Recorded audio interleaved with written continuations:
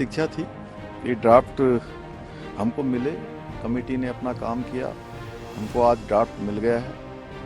हमने चुनाव से पूर्व उत्तराखंड की देवतुल्य जनता से ये वायदा किया था, संकल्प लिया था और आज हमको ड्राफ्ट मिल गया है। हम उस दिशा में आगे बढ़ेंगे। विधानसभा का सत्र आहूत है और इस ड्राफ्ट का परीक्षण करेंगे। इस ड्राफ्ट का परीक्षण करने के बाद जो भी जरूरी औपचारिकताएं हम पूरा करके विधानसभा के सत्र में इस एक्ट को, इस ड्राफ्ट को रखेंगे और उस पर चर्चा करेंगे। चर्चा के बाद जो विधेयक है उस रूप में उसको आगे बढ़ाएंगे। हमारा संविधान भारत के प्रत्येक नागरिक को समता का अधिकार देता है। भारत के कानून की नजर में सभी एक समान हैं। लेकिन सवाल ये है कि क्या वाकई देश में हर एक नागरिक के लिए एक समान कानून है?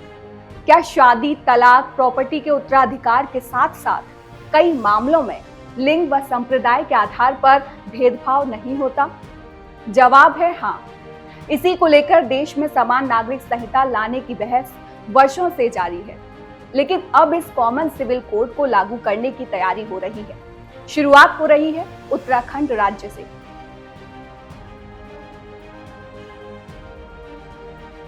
नमस्कार, रितम का खास प्रोग्राम बड़ी बात देख रहे हैं आप और आपके साथ मैं हूं भारती बघेल। आज हम बड़ी बात में इसी कॉमन सिविल कोड पर बात करेंगे। क्या है ये कोड और उत्तराखंड में कैसे लागू होगा? अंग्रेजी शासनकाल से ही भारत में समान नागरिक कानून चर्चा का विषय रहा है। 1840 में भी द लेक्स लॉ की रिपोर्ट में इसी पर जोर दिया गया था कि भारत में भी सभी धर्म के लोगों के लिए समान कानून लागू करना चाहिए। क्रिमिनल व सिविल कानून तो सभी लोगों पर समान रूप से लागू हुए, लेकिन अंग्रेजों ने शादी, विवाह व धर्म से जुड़े मामलों को अलग रखा। इसके बाद स्वतंत्रता के समय भारत के संविधान निर्माताओं ने इस विषमता को दूर करने का आधार रखा। संविधान के आर्टिकल 14 में कानून के समक्ष भारत के सभी नागरिकों को समता का अधिकार दिया। यानी कानून की दृष्टि से सभी नागरिक एक समान हैं। सभी पर एक समान कानून लागू होगा। संविधान की प्रस्तावना हम भारत के लोग में भी यही भाव परिलक्षित होता है। इसके बाद भी कोई विषमता ना हो, इसके लिए डॉक्टर अंबेडकर, नेहरू समेत संविधान निर्माताओं ने संविधान में समान नागरिक संहिता लागू करने के लिए अनुच्छेद 44 को जोड़ा। अनुच्छेद 44 में कहा गया है कि राज्य अपने नागरिकों के लिए भारत के पूरे क्षेत्र में एक समान नागरिक संहिता प्रदान करने का प्रयास करेगा। इस अनुच्छेद का उद्देश्य कमजोर लोगों के खिलाफ भेदभाव को दूर करना और देश भर में विविध सांस्कृतिक समूहों में सामंजस्य स्थापित करना है। हालांकि इस अनुच्छेद को डायरेक्टिव प्रिंसिपल्स यानी नीति निर्देशक सिद्धांतों के तहत रखा गया, जिसका मतलब है कि संविधान निर्माताओं ने भारत के भविष्य की सरकारों के लिए जो कर्तव्य सिद्धांत बनाए थे, उनमें देश में समान नागरिक संहिता लागू करना भी है। लेकिन इसके बावजूद देश में विवाह, तलाक, विरासत, भरण पोषण और गोद लेने जैसे मामलों को लेकर धर्म के आधार पर अलग अलग पर्सनल लॉ बना दिए गए, जिससे विवाह, तलाक, प्रॉपर्टी के उत्तराधिकार, भरण पोषण और गोद लेने जैसे मामलों के सभी नागरिकों के अधिकारों में बड़ी विषमता देखी जाने लगी। भारत में सिर्फ हिंदुओं ने अपने लिए एक कानून संहिता बनाई, जिसमें महिलाओं को पारिवारिक संपत्ति में अधिकार, तलाक के अधिकार, बहु विवाह पर रोक, विधवा विवाह जैसी विसंगतियां दूर हो गई। लेकिन अन्य संप्रदायों के लोग आज भी अपने अपने धार्मिक रीति रिवाजों और परंपराओं पर निर्भर हैं। ऐसे में कई विषमताएं खड़ी हो गई, खासतौर पर महिलाओं के अधिकारों के मामले में।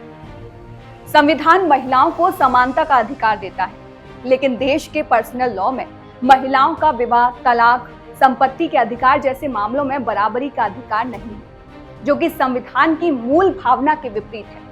न्यायालय भी इस मामले में कुछ नहीं कर पाया, क्योंकि देश में कानून ही ऐसे हैं। अलग अलग संप्रदायों के लिए अलग अलग कानून। यही कारण है कि देश में एक समान नागरिक संहिता लागू करने के लिए एक आंदोलन की शुरुआत हुई, जो कि पिछले कई दशकों से चर्चा का विषय है। लेकिन अब यह आंदोलन कानून के रूप में मूर्त रूप लेता दिखाई दे रहा है। उत्तराखंड सरकार ने मई 2022 में एक 5 सदस्यीय समिति बनाई थी, जिसे राज्य में कॉमन सिविल कोड का मसौदा तैयार करने की जिम्मेदारी सौंपी गई थी। जस्टिस रंजना देसाई की अध्यक्षता में इस समिति ने समाज, कानून, संविधान के अधिकारों व सभी पर्सनल लॉ में मौजूद विसंगतियों का अध्ययन किया, जिसके बाद इस समिति ने कॉमन सिविल बिल की एक ड्राफ्ट रिपोर्ट उत्तराखंड सरकार को सौंपी है, जिसको जल्द ही उत्तराखंड विधानसभा में पेश कर कानून का रूप दिया जाएगा।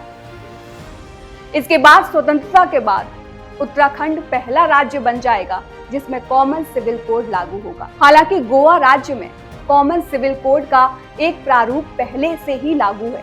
यहाँ गोवा सिविल कोड पुर्तगाल शासन के दौरान 1867 से लागू है। यहाँ अन्य धार्मिक कानून लागू नहीं होते, यानी यहाँ किसी भी धर्म में कई शादियां करने जैसे अधिकार नहीं है। अब उत्तराखंड भी एक सराहनीय प्रयास कर रहा है, जिसका स्वागत सभी वर्गों को करना चाहिए। उद्देश्य सिर्फ इतना है कि सभी नागरिकों को मौलिक और संवैधानिक अधिकारों की सुरक्षा समान रूप से मिले। धर्म, लिंग व समुदाय के आधार पर भेदभाव ना हो। सभी धर्म की महिलाओं को विवाह, तलाक, संपत्ति, उत्तराधिकार, भरण पोषण और गोद लेने जैसे मामलों में पुरुषों के बराबर अधिकार मिले। संविधान की मूल भावना को सभी नागरिकों के लिए वास्तविकता में बदला जा सके। समाज में लैंगिक समानता, सामाजिक न्याय और एक समृद्ध समाज निर्माण के उद्देश्य को हासिल किया जा सके। बहुसंख्यकों और अल्पसंख्यकों के अधिकारों को समान स्तर पर बराबरी पर लाया जा सके। देश धर्म, जाति व लिंग भेद से ऊपर उठकर एक मजबूत राष्ट्र बने।